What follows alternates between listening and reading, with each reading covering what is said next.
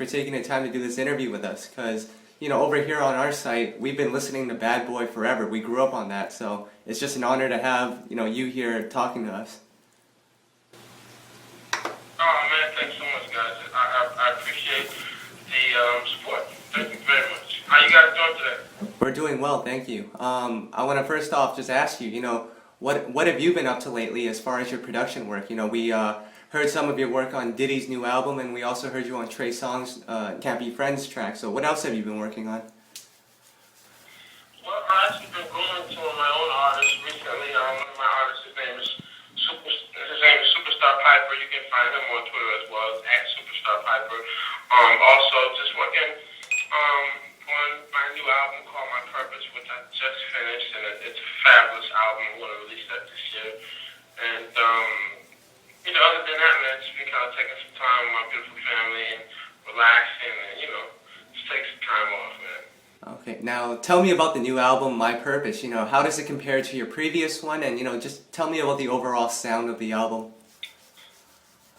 Well, this album right here, you're going to get all the years and all the music that you've heard of Mario Winans, all my production and everything, and all my emotions, and just everything all in one. You know what I'm saying? This album is a great album. There's a lot of good dance music, love songs on there. There's just all kind of good music on there. You're going to get also the best of the producer Mario Winans too, So you're going to get kind of the best of both worlds on this album. It's a great album. It's not too many songs.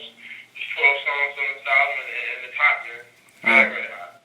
Okay, now what is the meaning behind the title, My Purpose? Well, actually, My Purpose, during that time I was working on that album, I was really just searching myself and doing a lot of praying and reconnecting myself correctly with God, and just really knowing what my purpose in life is about and learning that, man. And I have been living, a little bit differently than what my purpose is, and that's just really to humbly serve people and to pray for others and just to really be a good person and live the way that I believe, you know what I'm saying? So from that, I was inspired to title my album that because those changes were going on in my life at the time I was working on the album. Okay, now, your last album came out in 2004, so, what's been the delay for the album, for this new one? Really no specific, nothing purpose. I'm a musician and a producer. That was my first love, and that's what I was doing first. And so the artist thing kind of just came and took over for a little while. But after that, I just, took some time for myself because I was traveling a lot. And so, and just producing, you know what I'm saying? I had to produce some stuff before the Diddy and Dirty Money and stuff like that, and with different artists and with Rick Ross and, all the Bad Boy artists and stuff like that. But, it really wasn't a rush for me as far as the artist thing, you know what I'm saying? So once I really felt the urge to go out and do it, I was ready to really work it and get out there and do everything required for it. That's when it happened. Okay, now let's go back to early in your career. How did you originally link up with Tim and Bob and begin working with them? Oh man, well I knew Tim and Bob from years ago when they used to work at a studio in Detroit called Sound Suite, and I met those guys over there. I was working on some of them in the room, very talented guys, and we kind of connected then. And then they left Detroit and went and signed to Dallas, Austin, and then I was on a trip down there.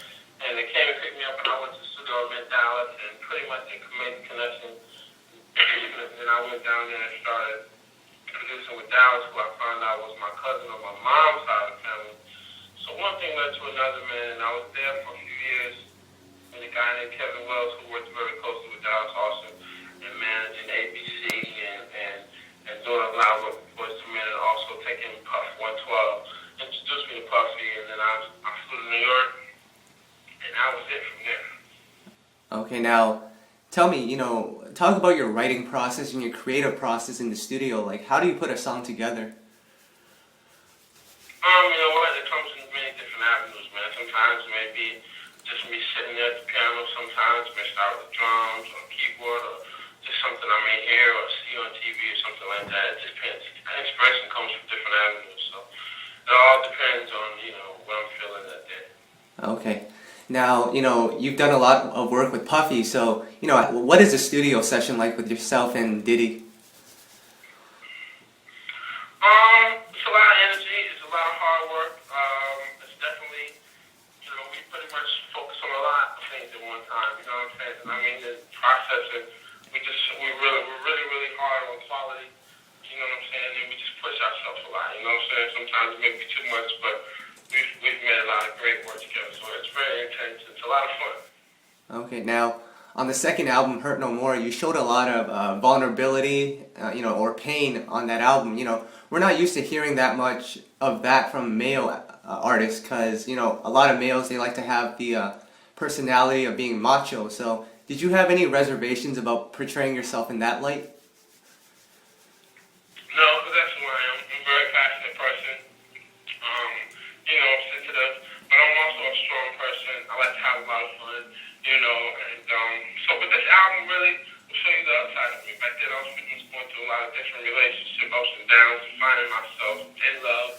But now I'm married, and now I'm very happy, and so I know who I am. I know my purpose for being on this earth. So my music this time around reflects that. So it's very uplifting, refreshing, and the music's going to make you smile, it's going to make you feel good, and it's beautiful. Okay, now one of the biggest songs to date for you is, of course, I Don't Want to Know. So, did you expect the song to blow up like it did? Because it was pretty much topping every chart.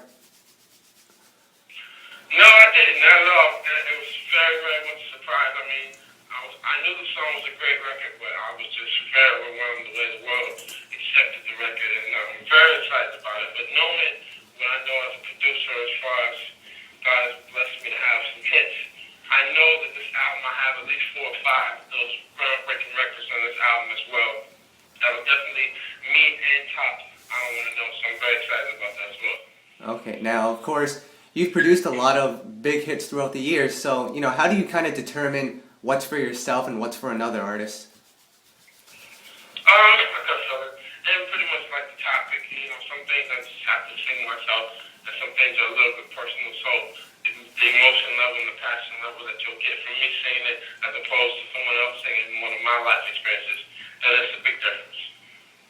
Okay, now, like I said earlier, we're huge fans of Bad Boy, so I'd love to hear, whatever you remember from the studio session that day about these particular songs, or just any background information you know about these songs. The first one that I have for you is Tamia's Mr. Cool. Well, Mr. Cool wasn't a Bad Boy situation. I don't want to make it clear. I had a lot of success before I met Buff. I had worked with R. Kelly. I had already worked with Whitney Houston. I had already worked with Tamia. You know what I'm saying? I had already worked with Pebbles. I had already worked with Olita Adams. So it's not, I don't want to get it twisted. It didn't just start at Bad Boy. I've had musical success before that, and that's all glory and credit to God in heaven. But the Tamia and Mr. Cool happened. Actually, she was signed to Electric Records, and I've been knowing Tamia actually since I was like 20 years old. I met her in Atlanta actually when she was signed to Quincy Jones. And before Mr. Cool, I had did a couple songs with Tamia on her first album, and those songs were called Never Gonna Let You Go and Rain on Me. Yep. And then we later met up and worked on Mr. Cool in New York. And how that song came about, pretty much just did the record, and actually that song was a Nile Rodgers sample, and I took a guitar sample from him, and I slowed it down really slow, and pretty much came up with the groove, and we kind of just started going in there writing some lyrics myself and a good friend of mine, Michael Jones, who wrote a lot of hits with me. And then, we came up with the Mr. Cool, and then she was like, why don't you kill me? Sing on the record. I was like, okay, I think I can do that. So, there you have it. Okay, what about Brandy's Thought You Said off Diddy's Press Play album? Oh man, that song. That track is a very, very special track to me. I was working on it in New York, and it has kind of like a techno, different type of kind of feel to it. And once the lyrics got written to it, and Brandy came in, it was just a perfect fit for her. And that was pretty much it. That song kind of moved along really good. I mean, she's phenomenal the way she came in and nailed the vocals, and how unique the lyrics were to the record, and how she just nailed it. So that was a good song to work on. Okay, those are all the questions that I had prepared for you. Is there anything that you'd like to add?